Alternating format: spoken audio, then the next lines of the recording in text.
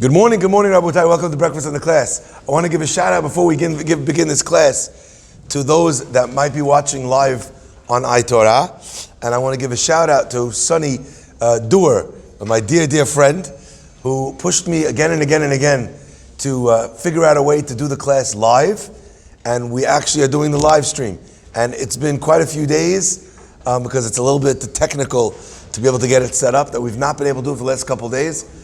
But Baruch Hashem, now we are live streaming there and as well on all the other platforms as well. So we did that not at the expense of anything else, but in addition to everything else. Be'ezrat Hashem, a person, all of us in our Avodat Hashem should only seek to do more and never to do less.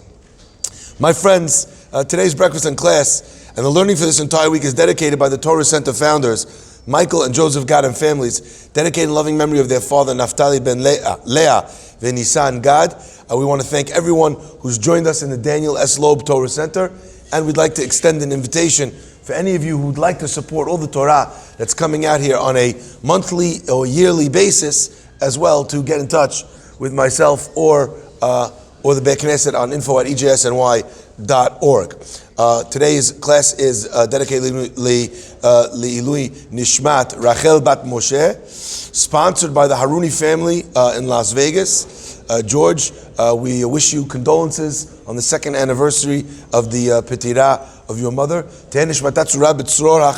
Also for the Refuah Shlema of Eliyahu Shimon Mazal Fortuné and Chana Bat Sima Fega, and dedicated loving memory of David's father Elliot Kanbar. Leilu Nishamat Eliezer ben Chanan and Shiloshim. Eliezer ben Chanan, sponsored by Stacy and David Kanbar. Hashem should bring you and the entire family Nechama.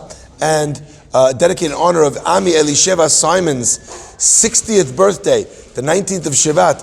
A beracha for her good health, success, and long life in Torah and mitzvot. In her merit, may we all merit to see the coming of Mashiach Tzidkenu, Amen. Sponsored by James Simon and sponsored by David E. Ash in honor of you and your substantial capacity to do good today and every day.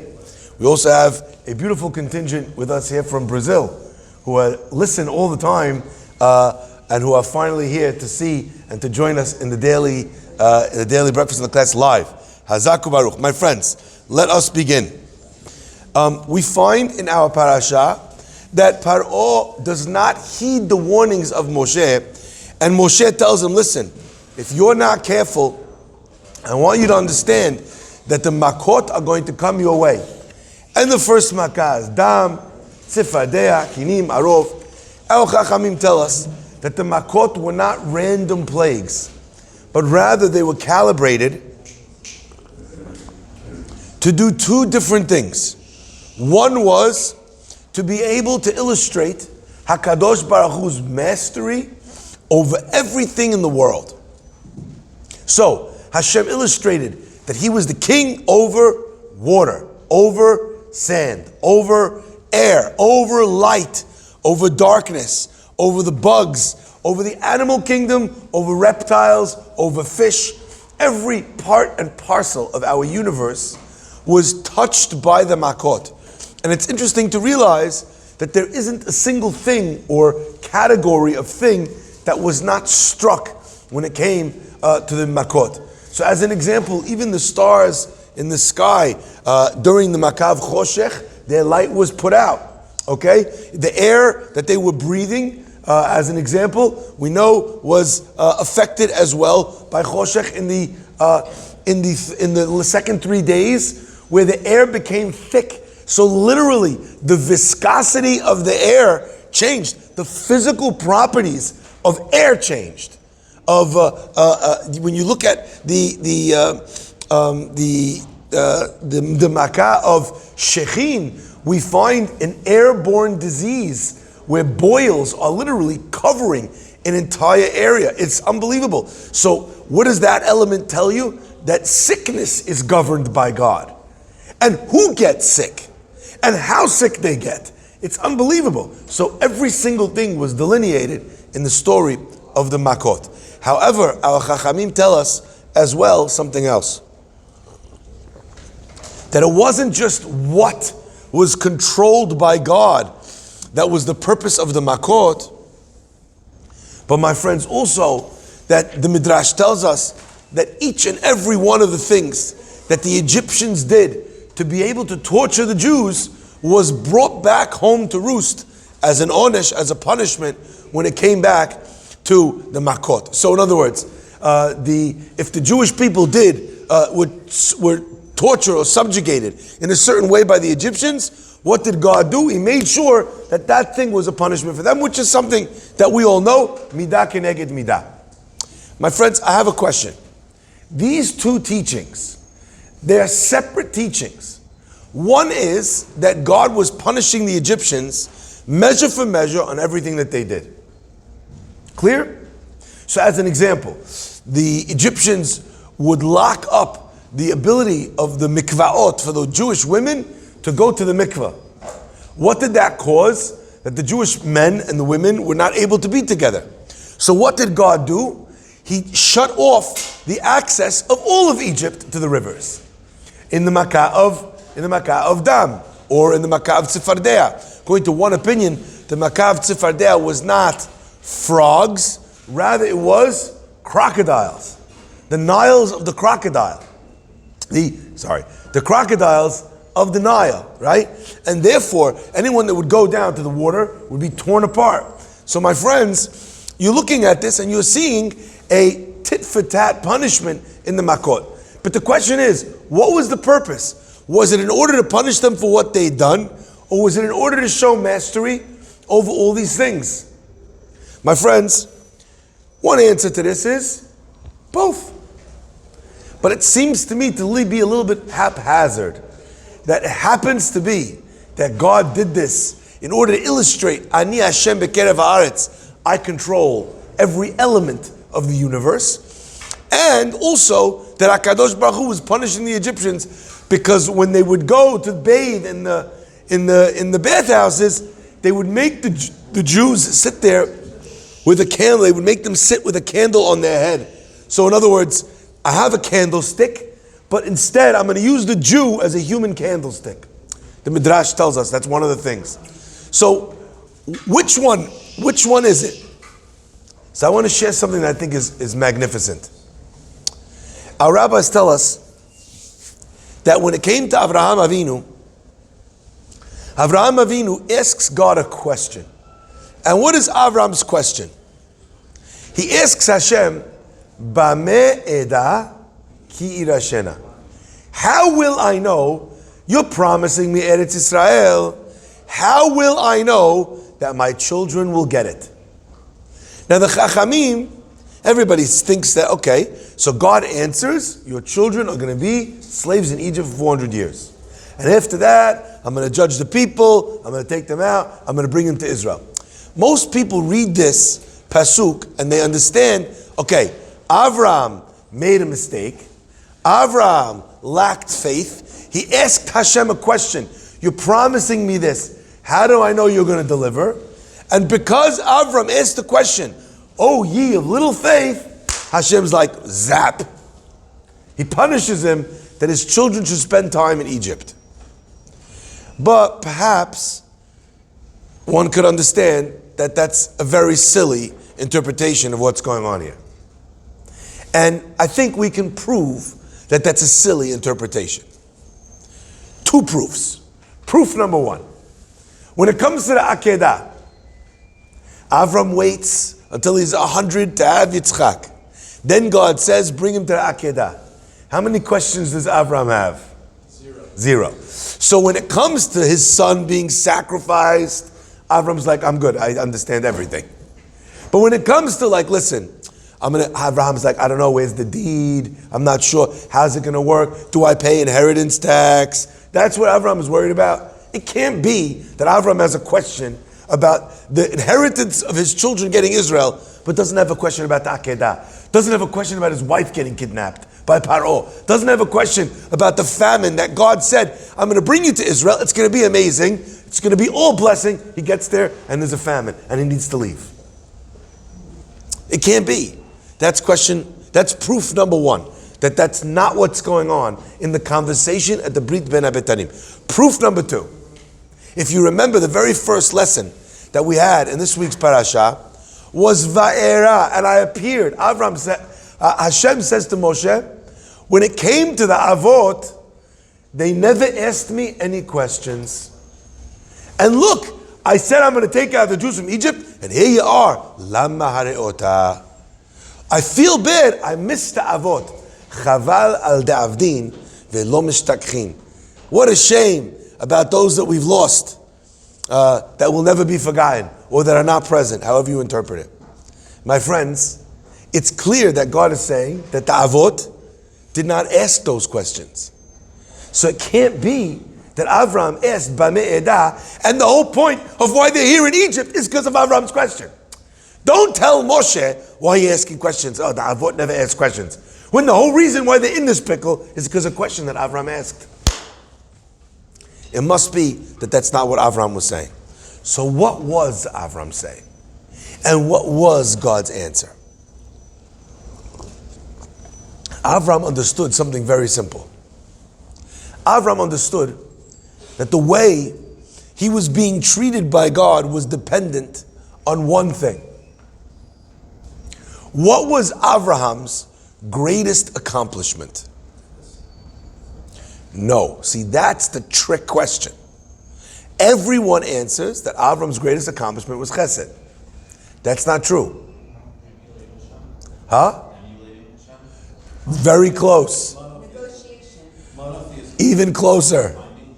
Finding Hashem. Let me explain. Chesed was Avram's greatest trait. It was his greatest mitzvah. But that was not his greatest success. And let me explain why. Avram's chesed was not like our chesed. Today, people do chesed because they feel bad, they feel guilty. You ever see one of those the television commercials? You're sitting back in your recliner, holding your drink, snacking on whatever you're snacking, all of a sudden it's like, did you know that for $1 a year, you could sustain a starving child in Africa? Remember those commercials? You're sitting there, mid-bite with your snack, right, and your drink, in your couch, in your home theater, okay? They're like, for $1 a year, right? You know, you could, and you feel terrible. Hazit, this kid's starving, and for so little, I could do that for him, right? Our chesed, a lot of times, is driven by guilt. They tell an amazing story. I can't remember who it was with, so I'm not going to say it incorrectly. A fellow comes to raise some tzedakah. I think it might have been the Brisker Rav. He comes to raise some money for tzedakah. He walks in and the rabbi gives him a donation. Tells him his whole heartbreaking story. Rabbi gives him a donation. Guy turns around, walk out, rabbi calls him back, gives him another donation. He says, what's this? He says, you came, you told me your story, my heart broke for you. I felt so bad, I felt guilty. I gave tzedakah because I felt guilty. I gave tzedakah because I felt bad. I don't want to give tzedakah because I feel bad. I want to give tzedakah from a good place. Not where it's making me feel better, but rather it's about doing kindness with another Jew. My friends, Avram's kindness was unlike our kindness. His kindness stemmed from the fact that he had found HaKadosh Baruch Hu. In a world that did not understand the God, he had found Hashem. In a world that believed in polytheism to the max, in idol worship, Avram found God by himself. And he finds God, and he does it with his intuition, with his knowledge, with his intelligence. And he asks himself at the end of that question, he asks himself, if everything here came from something, what was the original cause? What was the first cause? He discovers God. And then he asks himself, the Ramchal says, the last question, he says, if there is a first cause and that is God, that means there was a moment when God was here and the world was not. What made God create the world? Why would a being that is infinite, that doesn't need anything, that has no limitations, why would he create? And Abraham understood, Olam chesed yibaneh. God created the world in order to do kindness with its inhabitants.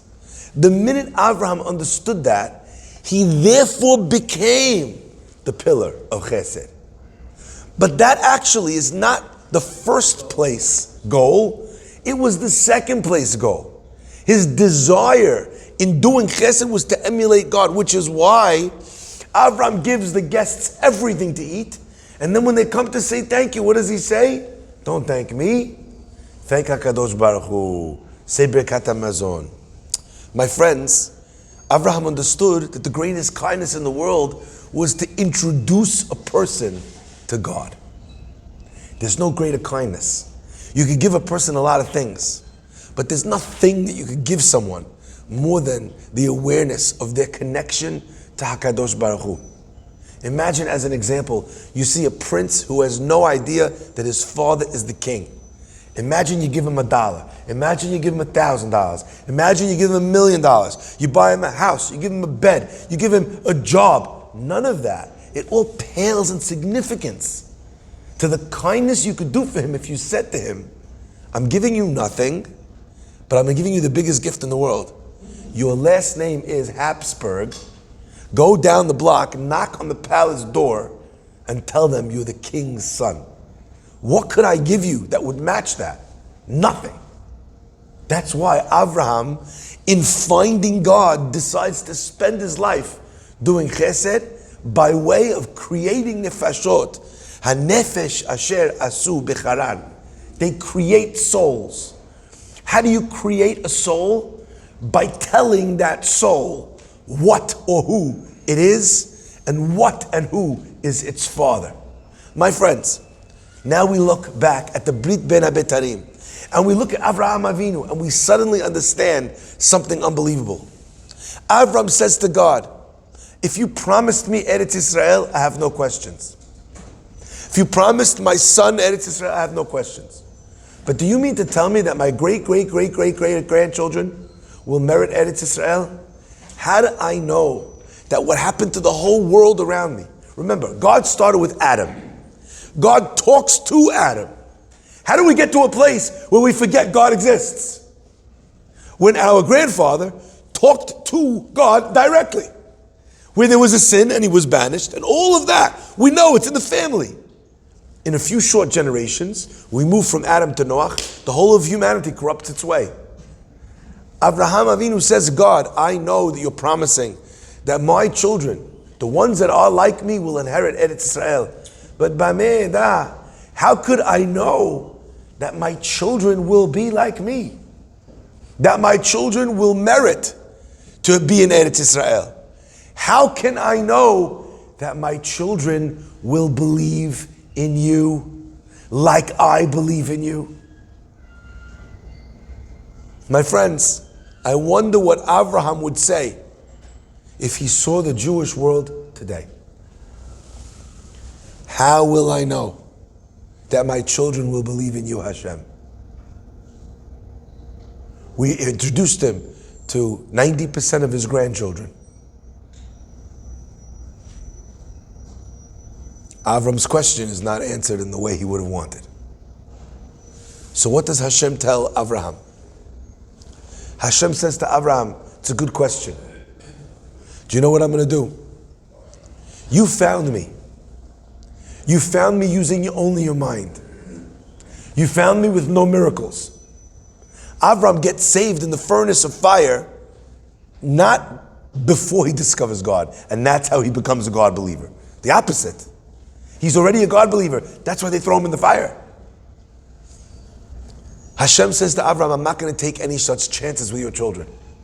Let me tell you what I'm going to do for your kids. I'm going to put on a clinic. In the world of Avraham, in the world of Egypt, it wasn't a God. It was gods. There was a God of the Nile, of water. There was a God of the sun. There was a God of the moon, or maybe a goddess.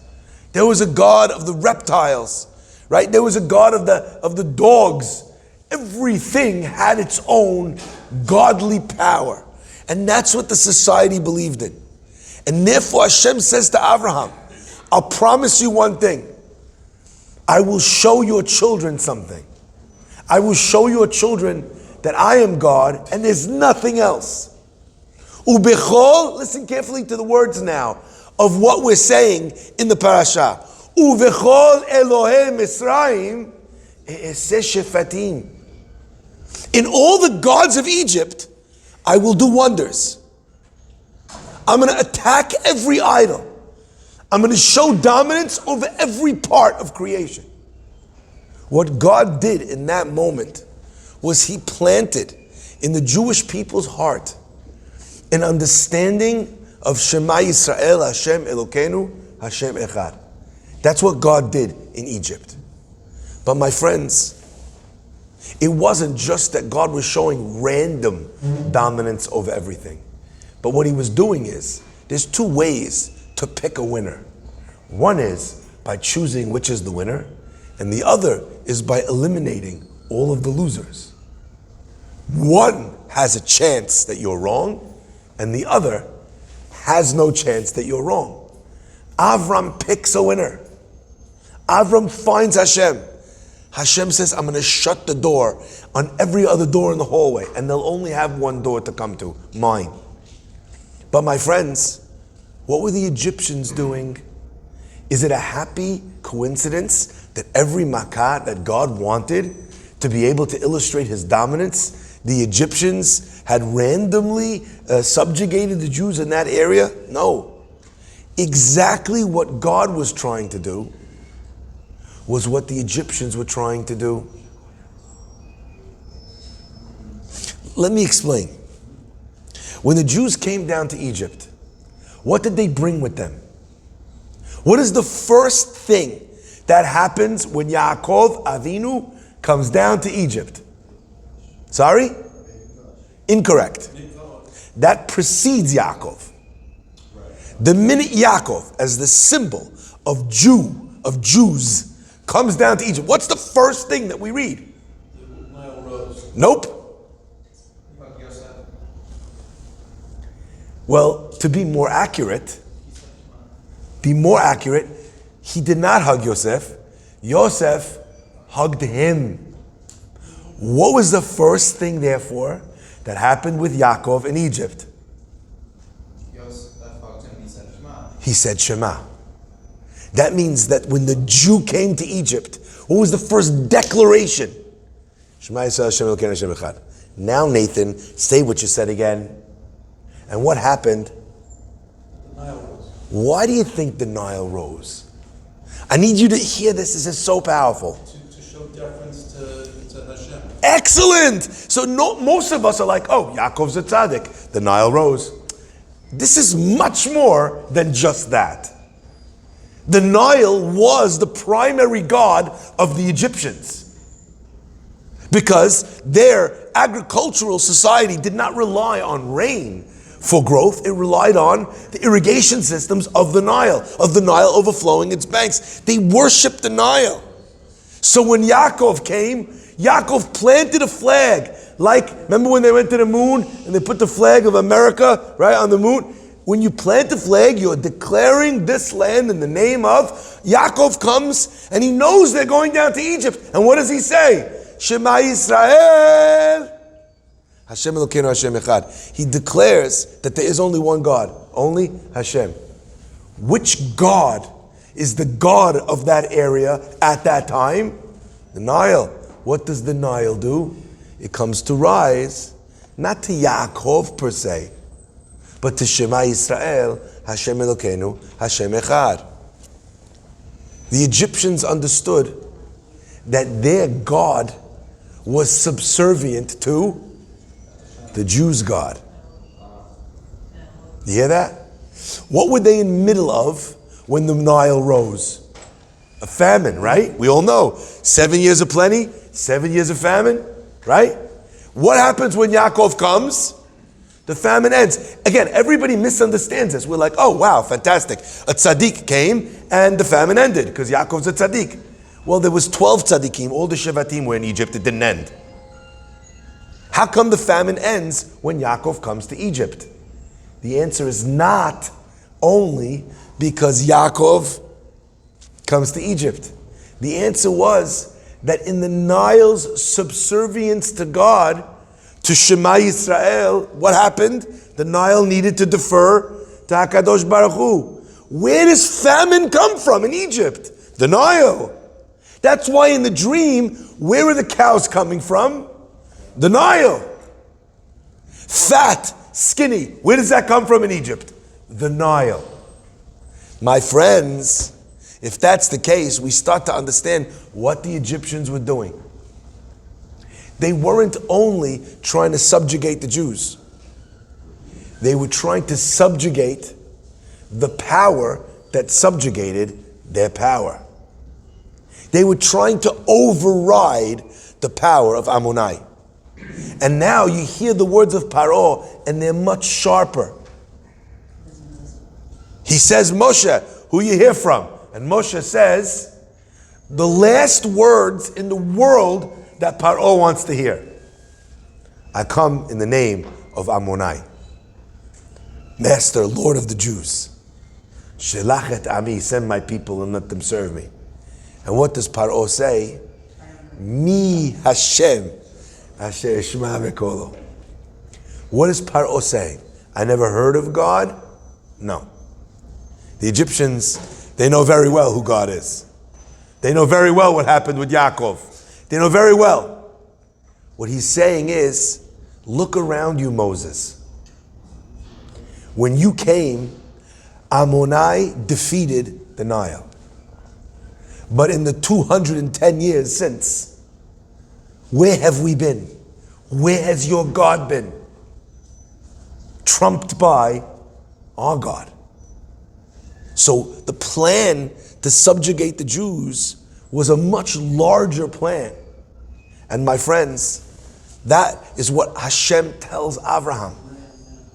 Ubechol Elohei Mitzrayim e'eseh shefatim.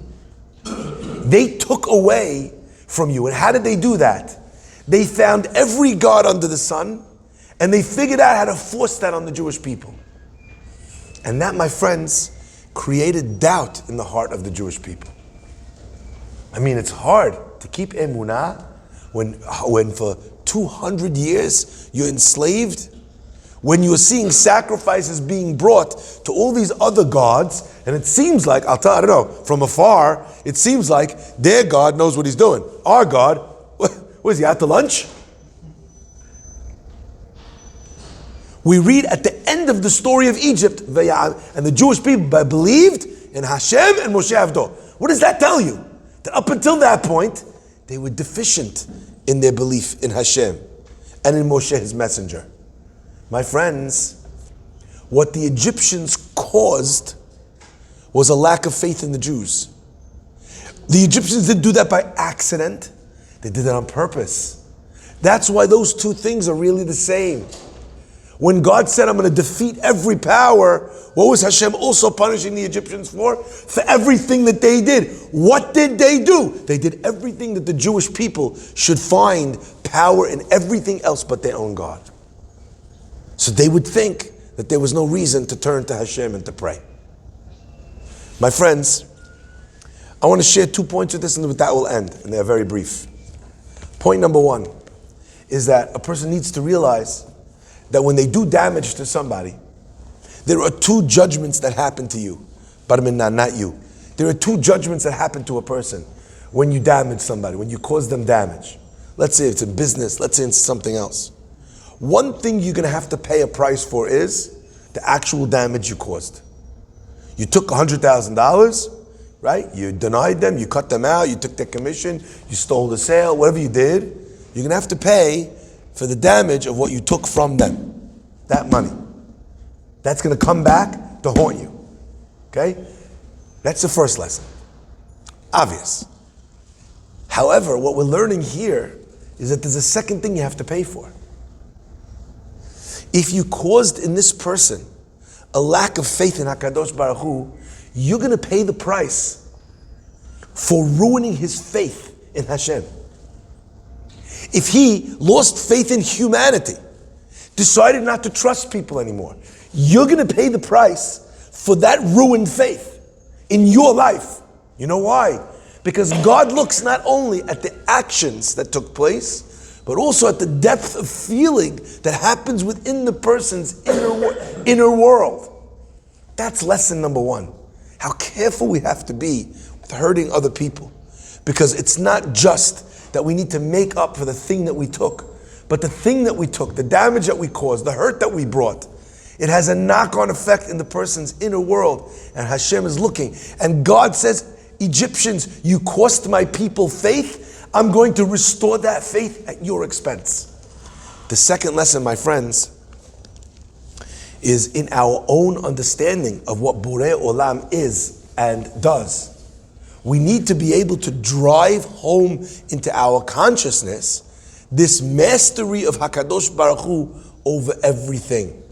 I was thinking the other day in prayer, we say a lot of different specific things in the prayers. Hashem is Shomea Tefillah, Hashem is Rofeh Kol Basar Mafila, so Rofeh, right? He's Rofeh Rahamam Ne'emanata. You know, you are what's it called? Hanuna Marbel Esloach. We define God in 19 different ways throughout the Berachot. However, my friends, God has many, many, many other names, and a lot of times, maybe one of the challenges of the Amidah is that even though there's 19 Berachot, I kind of feel that we focus in so strongly by repetition on these 19 things, we forget all the lanes in between those 19 things. Let me give you a way of understanding that. HaKadosh Baruch Hu, He could heal a person because He's a good doctor. But there's another thing that God could do. Another thing God could do. You know, in the olden days, they used to tell people who suffered from difficult breathing, other elements, they would tell them to go to certain climates. So in all the Sfarim you find that great tzaddikim, they moved to a certain town, they moved to a certain place, and their breathing issues or whatever it was went away because the air in that place was different. My friends, does God need to heal you? Maybe all God needs to do is change the weather or get you a job in a new city. You see, a lot of times, what we're focused on is El Rofeh Rahamam Ne'emanata. Hashem, please, I need help with Chonin Adat. Hashem, make me smarter. I'm dealing with the situation. Hashem doesn't have to make you smarter. It's not the smartest people that come up with the best ideas all the time. Sometimes a person who just got lucky. So if you're sitting there in your 19 lanes, you're forgetting that God put out the sun and the stars and the moon. You're forgetting that God caused the alligators to come, that God brought animals from every climate and every region down to Egypt. If you were praying for wild animals in Egypt, what would you have prayed for? Hashem, please let the local crocodiles, do their job. No one is praying for a polar bear to come down to the Giza pyramids. And yet, a polar bear came down to the Giza pyramids, Chachamim tell us. There's things that God could do for you that you haven't even thought of. So go back to Egypt in your mind. Recognize that Abraham's question, how will my children, how will they believe? Hashem says, I'm going to give them a template for belief that will last them a lifetime. Until this day, even in a super secular person, every single Jew, secular, not secular, knows about Passover. The single most done mitzvah in all of the Torah is Seder night. The Maxwell House Haggadah. My friends, that Haggadah in a house that has no Judaism is the result of the promise that God made to Abraham. They'll refer back, they'll tell the story, and you know what? Maybe it won't make a difference to generation X or Y or Z. But you know what's going to come after generation Zers? We're going to start all over again. We're going to go back to generation A, generation Avraham. Hashem should bless us to see the proliferation, like it says before the coming of Mashiach, Umale'ah haaretz de'ah et Hashem, and the world will be filled with the knowledge of God, speedily be'ezrat Hashem, in our days. Baruch Adonai le'olam.